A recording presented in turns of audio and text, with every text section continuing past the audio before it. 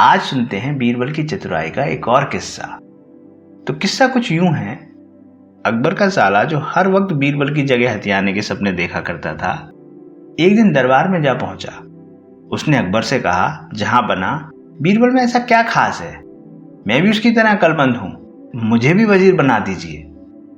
अकबर जानते थे कि दुनिया में बीरबल जैसा चतुर और हासिल जवाब कोई नहीं, लेकिन चोरों के भाई को सीधा ना भी नहीं कर सकते थे, कहीं उनकी प्यारी बेगम नाराज ना हो जाए।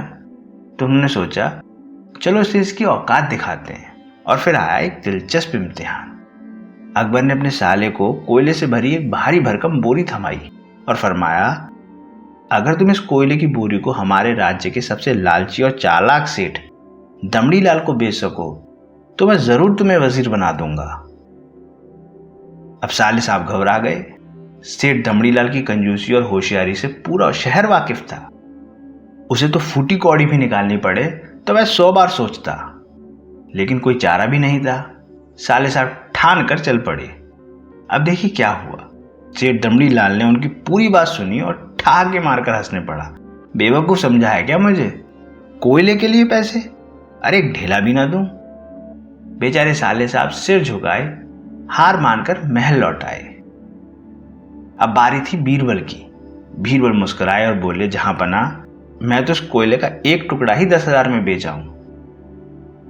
और फिर शुरू हुआ बीरबल का जादू। बीरबल गए एक बढ़िया दर्जी के पास, मखमली कुर्ता सिलवाया, गले में मोतियों की मालाएं डाली, चमचमाती जूतियां पहनी और सबसे बड़ी बात, कोयले को पिसवाकर बारीक सुरमा बनवा लिया।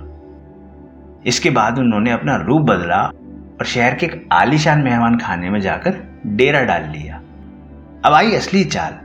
शहर भर में इश्तिहार लगवा दिया, बगदाद से एक महान शेख आए हैं जो एक चमत्कारी सुरमा बेच रहे हैं, इसे लगाने से इंसान अपने पूर्वजों को देख सकता है।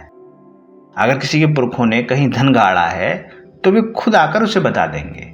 बस फिर क्या था, यह खबर आग की तरह फैली और आखिरकार यह बात सेठ दमड़ी लाल के कानों तक भी जा पहुंची। अब सेठ तो ठहरा लालची आदमी। उसने सोचा, जरूर मेरे पूर्वजों ने कहीं ना कहीं खजाना छिपाया ही होगा। अगर ये सुरमा सच्चा हुआ तो मैं भी माला माल हो जाऊंगा। वह तुरंत शेख बने बीरबल के पास पहुंचा और बोला, मुझे ये सुरमा चाहिए। बीरबल ने मुस्कुराते हुए कहा, बिल्कुल, लेकिन इसकी कीमत 20,000 अशरफियां हैं। सेठ ने मोल भाव किया और सौदा आखिर 10,000 तक तय हो गया। पर सेठ भी चालाक था। मैं इसे भी यहीं लगाकर परखूंगा, अगर मेरे पूर्वज नहीं दिखे तो पैसे वापस ले लूंगा। बीरबल बोले, बिल्कुल, आइए इसे पूरे शहर के सामने परखते हैं। चौराहे पर भीड़ लग गई। सबको इस चमत्कारी सुरमे का इंतजार था।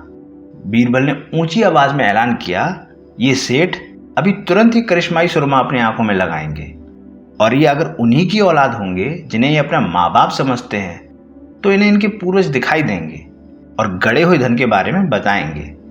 लेकिन अगर आपके माँ बाप में से किसी ने भी बेईमानी की होगी और आप उनकी असली औलाद नहीं होंगे तो आपको कुछ भी नहीं दिखेगा। और ऐसा कहते ही बीरबल ने सेठ की आंखों में सुरमा लगा दिया। इस तरह से सेठ असमंजस में पड़ गया। उसने सुरमा लगाया और अपनी आंखें खोली।